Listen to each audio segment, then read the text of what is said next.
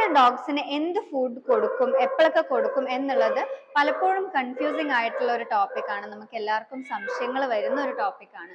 അപ്പൊ അത് നമ്മൾ എങ്ങനെ ഡീകോഡ് ചെയ്യും എന്നൊന്ന് ഡീറ്റെയിൽ ആയിട്ട് ഈ പ്രാവശ്യം നോക്കാം. Welcome to rainforest pets and plants.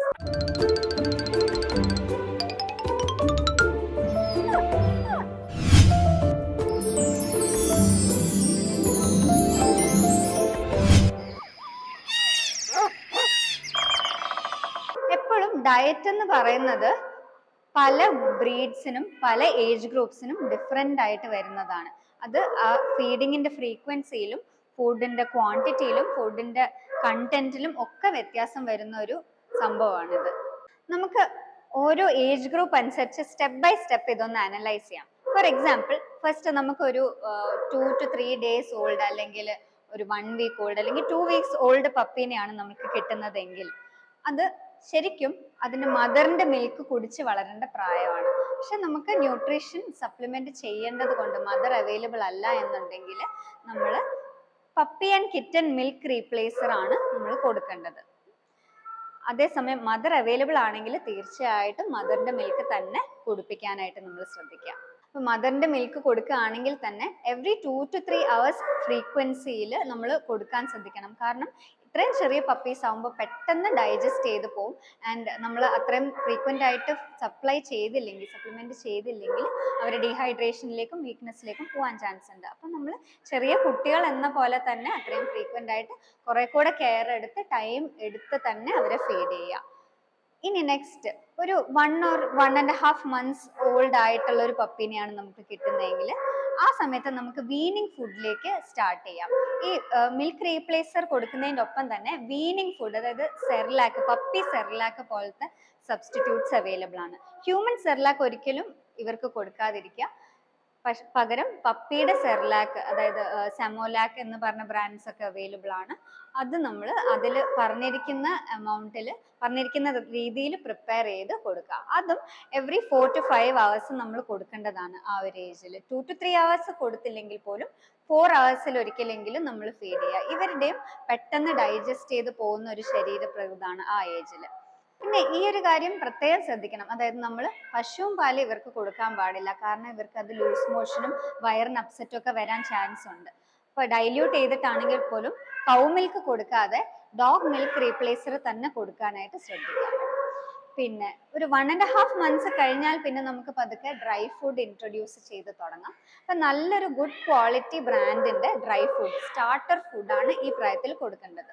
Starter ഫുഡും up to 4 times or 5 times a day ആണ് നമ്മൾ കൊടുക്കേണ്ടത്. അത് ആ പ്രായത്തിൽ ഇവർക്ക് പല്ല് അധികം ഡെവലപ്പ് ചെയ്തിട്ടില്ലാത്തത് കൊണ്ട് നമ്മൾ ആദ്യം കൊടുക്കുമ്പോൾ കുറച്ച് ഗ്രൈൻഡ് ചെയ്ത് വെള്ളവും കൂടെ മിക്സ് ചെയ്തിട്ട് കൊടുക്കാം. അതിൻ്റെ ഒപ്പം തന്നെ ഈ വീനിങ് ഫുഡ് അല്ലെങ്കിൽ സെർലാക്കും കൂടെ ഇടയ്ക്കിടയ്ക്ക് സപ്ലിമെന്റ് ചെയ്യണം. ഫീഡിങ് ഈ ഒരു ഏജിൽ 4 to 5 times തന്നെ സ്ട്രിക്റ്റ് ആയിട്ട് കൊണ്ടുപോകാം.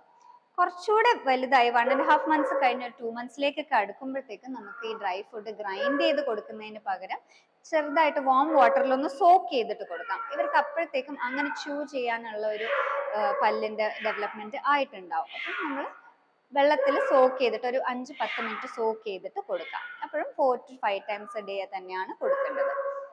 ഇനി ഇതേപോലത്തെ ഒരു 3 months ഓഫ് ഏജിലേക്ക് വരുന്ന പപ്പീസ് ആണെങ്കിൽ നമുക്ക് ഡ്രൈ ഫുഡ് തന്നെ കൊടുക്കാം.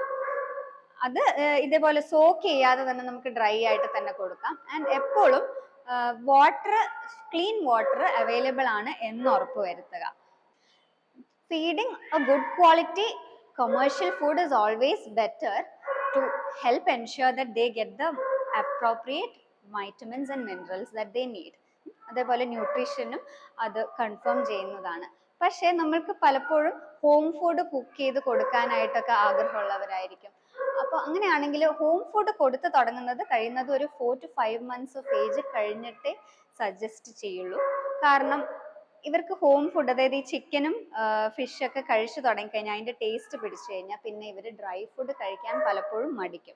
അപ്പം നമ്മൾ വിചാരിക്കുന്ന ഗ്രോത്ത് റേറ്റും വെയിറ്റ് ഗെയിനും അച്ചീവ് ചെയ്തോളണമെന്നില്ല. അതുകൊണ്ട് ഒരു 4 to 5 months ഗ്രോത്ത് എങ്കിലും വന്നതിന് ശേഷം മാത്രം നമ്മൾ ഹോം ഫുഡിലേക്ക് പതുക്കെ സ്വിച്ച് ചെയ്യാം, അഥവാ ചെയ്യണമെങ്കിൽ തന്നെ. അല്ലെങ്കിൽ ഡ്രൈ ഫുഡ് തന്നെ കൊടുക്കുന്നതാണ് പക്ഷെ എപ്പോഴും നല്ലത്. ഒരു 3 months above അല്ലെങ്കിൽ 4 months ആ ഒരു ഏജിലൊക്കെ ആവുമ്പോൾ നമുക്ക് പതുക്കെ ഫുഡ് 3 to 4 ടൈംസിലേക്ക് ആക്കാം. ആൻഡ് 5 to 6 months ഓഫ് ഏജിൽ അത് 2 to 3 ടൈംസിലേക്കും ആക്കാം. അപ്പൊ ഡെയിലി 2 or 3 മീലിലേക്ക് നമ്മൾ പതുക്കെ പതുക്കെ സ്വിച്ച് ചെയ്ത് കൊണ്ടുവരാം. അതിനകത്ത് നമ്മൾക്ക് ഇഷ്ടമുള്ള റേഷൻ ഇൻക്ലൂഡ് ചെയ്തിട്ട് ഡ്രൈ ഫുഡ് പറ്റുകയാണെങ്കിൽ ഡ്രൈ ഫുഡ്, അല്ലെങ്കിൽ വെറ്റ് ഫുഡ് കൊടുക്കാം. പിന്നെ ഹോം ഫുഡ് കൊടുക്കുന്നുണ്ടെങ്കിൽ ചെറിയ അമൗണ്ട്സിൽ സ്റ്റാർട്ട് ചെയ്യുകയും ചെയ്യാം.